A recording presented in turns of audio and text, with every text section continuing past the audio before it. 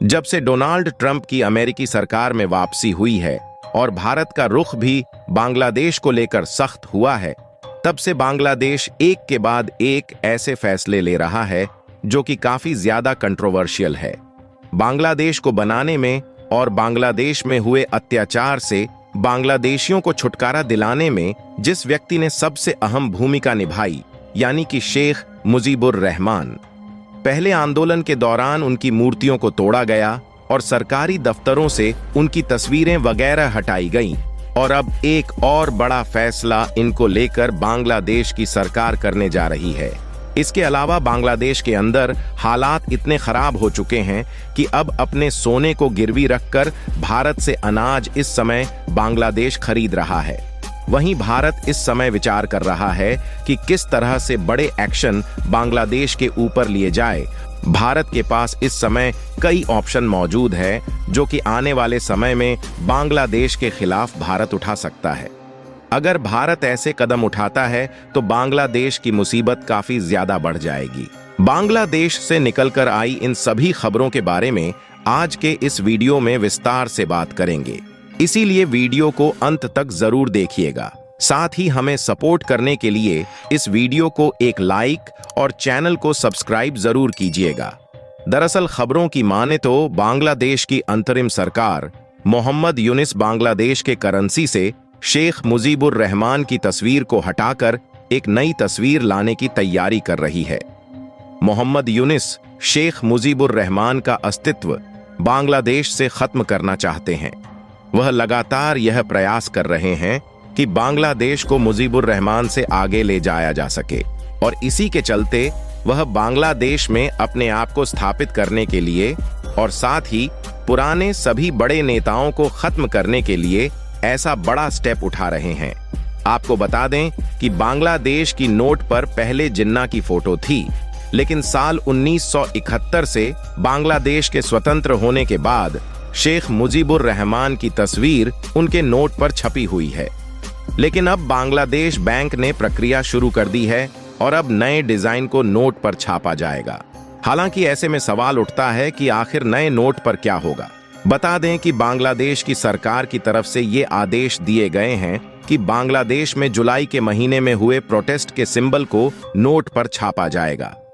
सरकार की तरफ से ये कहा गया है कि रिलीजन लैंडमार्क, बंगाली कल्चर के एलिमेंट्स और छात्रों के द्वारा किए गए प्रदर्शन से संबंधित डिजाइन को तैयार करके नोट पर छापा जाए।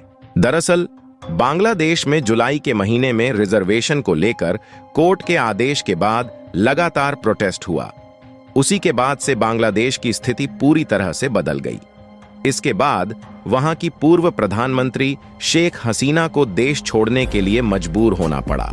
अब मोहम्मद यूनिस इस प्रोटेस्ट को नोट पर छापना चाहते हैं।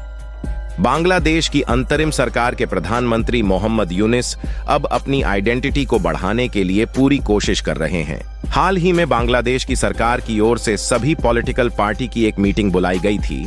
इसमें शेख हसीना की पार्टी को इनवाइट नहीं किया गया। इस मीटिंग में फैसला लिया गया है कि भारत के साथ चल रहे तमाम तरीके के अग्रीमेंट को कैंसिल किया जाए, क्योंकि भारत बांग्लादेश पर इकोनॉमिकली, पॉलिटिकल और सोशली तरीके से प्रेशर बना रहा है। इसके साथ ही भारत और शेख हसीना की सरकार के दौरान हुए तमाम अग्रीमेंट को कैंसिल करने की बात कही गई। साथ ही बांग्लादेश ने कोलकाता और त्रिपुरा से अपने डिप्लोमेट को वापस अपने देश बुला लिया है। ऐसे में लगातार भारतीय नागरिक भी अपनी सरकार से एक बड़े एक्शन की मांग कर रहे हैं। लोगों का कहना है कि भारत को जल्द ही बांग्लादेश के साथ साझा करने वाले अपने एयर स्पेस को बंद कर देना चाहिए, और अगर ऐसा होता है तो बांग्लादेश के लिए मुसीबत काफी ज्यादा बढ़ जाएगी, क्योंकि तीनों तरफ से बांग्लादेश भारत से घिरा हुआ है और उसके पास सिर्फ एक ही रास्ता बचेगा और वह होगा समुद्री रास्ता। इसके साथ ही बांग्लादेश भारत पर तमाम तरीके से डिपेंड है, जिनमें भारत से बांग्लादेश में फल, अनाज, मेडिकल सेवाएं जाती हैं।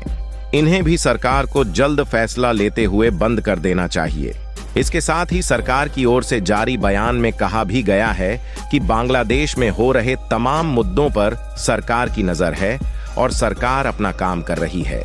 आपको बता दें कि बांग्लादेश की पूर्व प्रधानमंत्री शेख हसीना भी इस मुद्दे पर एक्टिव हो गई हैं। उन्होंने हाल ही में वर्चुअल तरीके से लोगों को संबोधित करते हुए मोहम्मद यूनिस की सरकार पर नरसंहार का आरोप लगाया। उन्होंने कहा, बांग्लादेश में हिंदुओं को प्रोटेक्ट करने की भी जरूरत है। इसके बाद मोहम्मद ने सरकार ने शेख हसीना की सभी स्पीच को बांग्लादेश में बैन कर दिया और कहा कि जो भी से कह रही है वह हिट स्पीच है। दूसरी ओर भारत ने अनाज के एक्सपोर्ट पर पिछले कई सालों से कई बार प्रतिबंध लगाए। ऐसे में बांग्लादेश में जिस तरह से अनाज की किल्लत हो रही है, उससे उभरने के लिए बांग्लादेश इल्लीगल तरीके का उपाय अपना रहा है। दरअसल इल्लीगल तरीके से बांग्लादेश सोने के बदले अनाज को भारत से ले रहा है। आप बकायदा स्क्रीन पर इसका आर्टिकल देख सकते हैं। तस्कर भारत में सोना भेजते हैं और बदले में चीनी, अनाज, प्याज जैसी चीजें बांग्लादेश ले जाते हैं। बीएसएफ इस तस्करी को रोकने की कोशिश कर रही है, लेकिन पूरी तरीके से सफल नहीं हो पाई। भारत में सोने पर आयात शुल्क कम करने के बाद भी ये धंधा जारी है। बहरहाल दोस्तों, बांग्लादेश से निकलकर आई इन सभी खबरों के ऊपर अपनी राय कमेंट बॉक्स में लिखकर बताइएगा। और जिस तरह से शेख मुजीबुर रहमान की तस्वीरों को अब बांग्लादेश अपने नोट से हटाने पर विचार कर रहा है, इस पर भी अपनी राय कमेंट बॉक्स में लिखकर बताइएगा। इन्फॉर्मेशन और वीडियो पसंद आई हो तो वीडियो को लाइक करके हमारी आने वाली डेली वीडियो के लिए चैनल को सब्सक्राइब कर बेल नोटिफिकेशन को जरूर दबा लें। फिर मिलेंगे ऐसी एक नई वीडियो के साथ। धन्यवाद। जय हिंद, जय भारत।